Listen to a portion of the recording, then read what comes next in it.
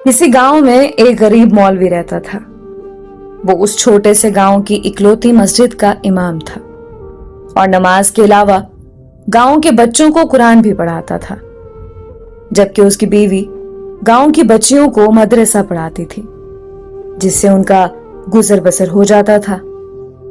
उनकी एक ही बेटी थी जो कि बहुत खूबसूरत थी। उसकी खूबसूरती के चर्चे दूर दूर तक फैले हुए थे और यही बात गांव के चौधरी साहब के बेटे तक भी पहुंच गई। उसने मौके की तलाश शुरू कर दी कि किसी तरह एक बार उस हसीन लड़की को देख ले। आखिर वो है क्या भला?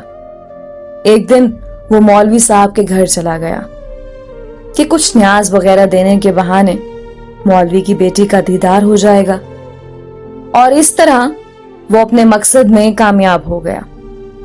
जब इमाम साहब मस्जिद में नमाज पढ़ा रहे थे तो उसने दरवाजे पर दस्तक दी और मौलवी की बेटी की आवाज आई।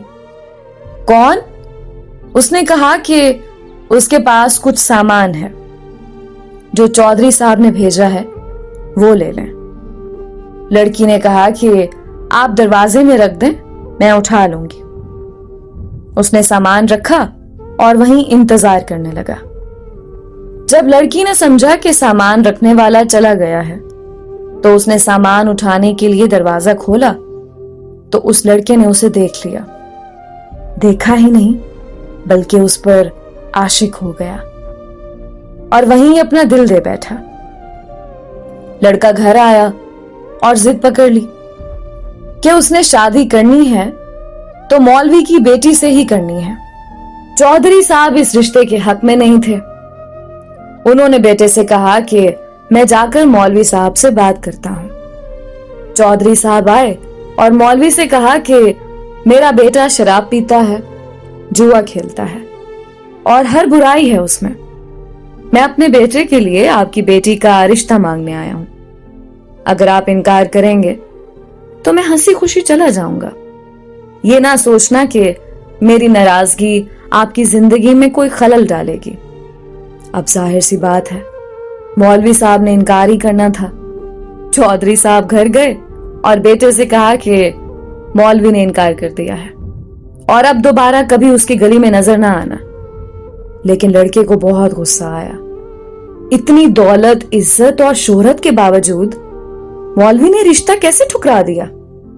मैं जरूर इंतकाम लूंगा। और उसने दिल में इंतकाम की ठान ली। इधर मौलवी साहब की बेटी बीमार हो गई और उसके पेट में दर्द शुरू हो गया। पहले तो वो घरेलू टोटकों से इलाज करते रहे, लेकिन जब बेटी का पेट फूलने लगा तो वो गांव के वाहिद हकीम के पास चले गए। उस वक्त अल्ट्रासाउंड वगैरह और जदीद आलात तो थे नहीं, लिहाजा हकीम साहब ने बच्ची की नब्ज चेक की। पेट दर्द की शिद्दत का जांचते हुए बताया कि आपकी बेटी हामला है। मौलवी के घर में तो जैसे कोहराम मच गया, एक कयामत आन पड़ी। मौलवी ने बेटी को बहुत मारा पीटा कि किसके साथ मुंह काला कराई है, किसका बच्चा है तेरे पेट में। एक दो बार उसे कत्ल करना भी चाहा, लेकिन मैं बीच में आ गई। उसे यकीन था कि उसकी बेटी बेगुनाह है। वहां उनकी बेटी भी इस इम्तिहान पर अल्लाह से उम्मीद लगाकर बैठ गई कि अब कोई मौजज़ा ही उसे इस नाकर्दा गुनाह से निकाल सकता है। उधर चौधरी के बेटे ने जब 2-3 बार मौलवी को बेटी के हमरा हकीम के पास जाता देखा तो हकीम के पास चला गया। थोड़ी सी रकम अदा की तो हकीम ने सारी बात उगल दी। चौधरी का बेटा वापस आया और गांव के मिरासी को कुछ रकम देकर सारे गांव में ऐलान करवा दिया कि मौलवी की बेटी बगैर निकाह के हामला हो गई है। गांव की औरतें मौलवी के घर आने लगी और पूछने लगी कि ऐसा क्या हो गया है कि बेटी को ये गुनाह करना पड़ा, उसकी शादी क्यों ना करवा दी, किसके साथ मुंह काला किया। गर्ज जितने मुंह उतनी बातें। गांव की पंचायत ने मौलवी साहब से इमामत वापस ले ली और उन्हें 1 माह का वक्त दे दिया कि वो अपनी रिहाइश का बंदोबस्त किसी और गांव में कर लें। गांव वालों ने भी अपनी बच्चियों को मौलवी की बीवी के पास भेजना छोड़ दिया। हर तरफ से मौलवी साहब परेशानियों में घेरे जा चुके थे। उन्हें कोई रास्ता दिखाई नहीं दे रहा था। एक दिन वो परेशानी के आलम में बैठे थे कि दरवाजे पर दस्तक हुई। जाकर दरवाजा खोला तो सामने एक खूबरू नौजवान खड़ा था।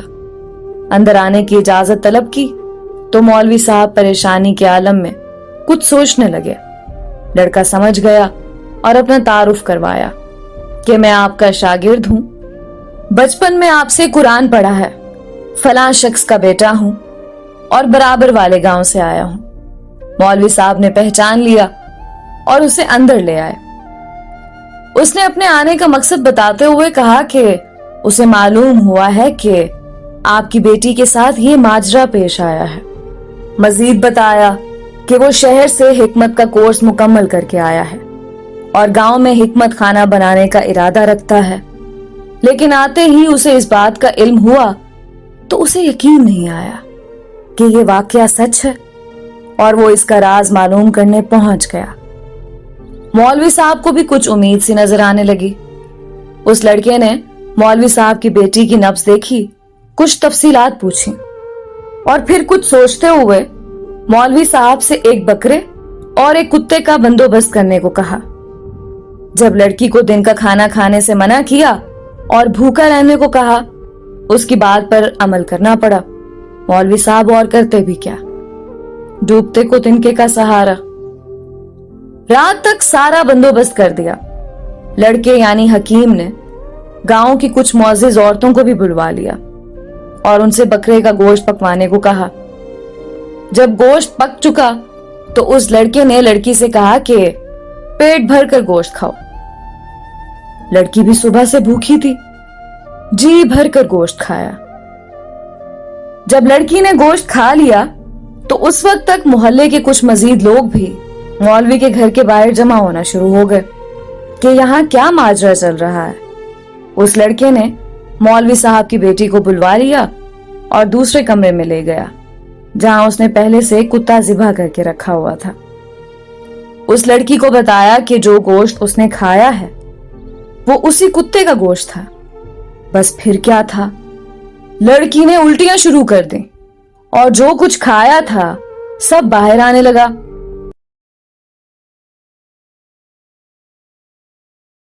कुछ ही देर में उसके पेट से उल्टी के जरिए एक मेंढक भी बाहर निकल आया, जिसे सब मोहल्ले वालों ने अपनी आंखों से देखा।